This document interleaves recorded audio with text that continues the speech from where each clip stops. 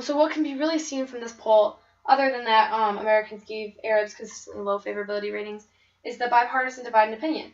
And this poll was set up in such a way where you could see the difference in Romney voters' opinions versus Obama voters' opinions towards Arabs.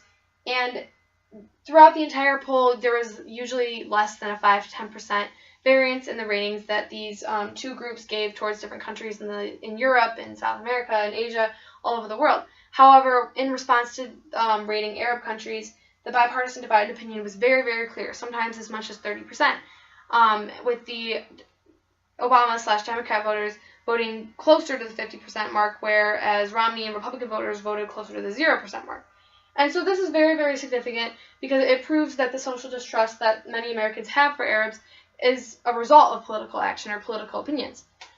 So this is very important. So the results of this poll also serve as probable evidence to support the claim that September 11, 2001 terrorist attacks had a profound effect on Americans, one that shocked them to support when it came to Bush's retaliation efforts in the Middle East. So the years following September 11th marked a huge change in Middle East-U.S. relations. The wars in Iraq and Afghanistan were extremely long, costly, and bloody, and they characterized a new order and a change in the war. So the U.S. was now forced to defend itself in ways it never had before, and the relationship between the U.S. and the Middle East had reached a new low as social distrust was at an all-time high. So as this is such a kind of long and complicated topic, it's kind of necessary to almost go back and kind of restate our thesis so we know what we're trying to prove here.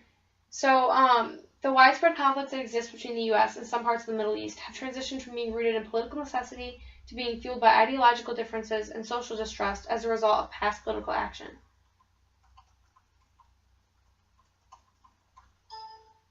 So, firstly, it can be seen that when the United States began its widespread influence in the Middle East, it was mostly to settle conflicts and disputes between formal Middle Eastern governments, as well as for political necessity.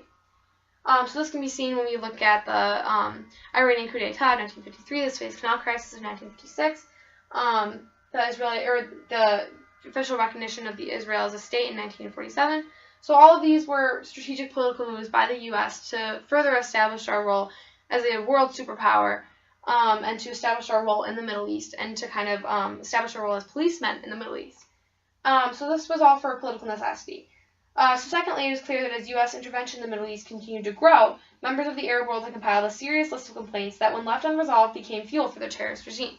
So this can be seen in the poll taken that proves that there's social distrust between Arabs and Americans.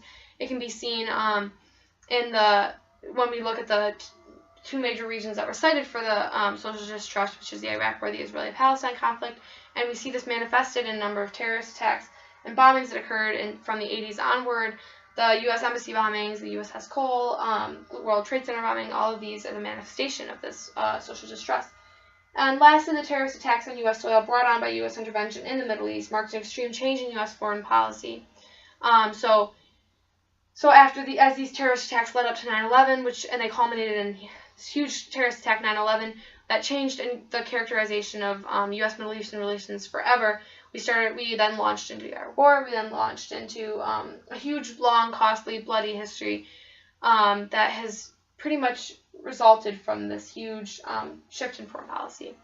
So, as my presentation comes to a close, I kind of wanted to share I wanted to express a wish that everybody in the audience will take some time to examine this conflict for themselves. I know we hear a lot about it in the media right now, and in the news, and in the past couple of years, it's really flared up, and it's going to be an even bigger source of when it comes to the election upcoming. Many people are going to be kind of wondering what we're going to do about the war in the future.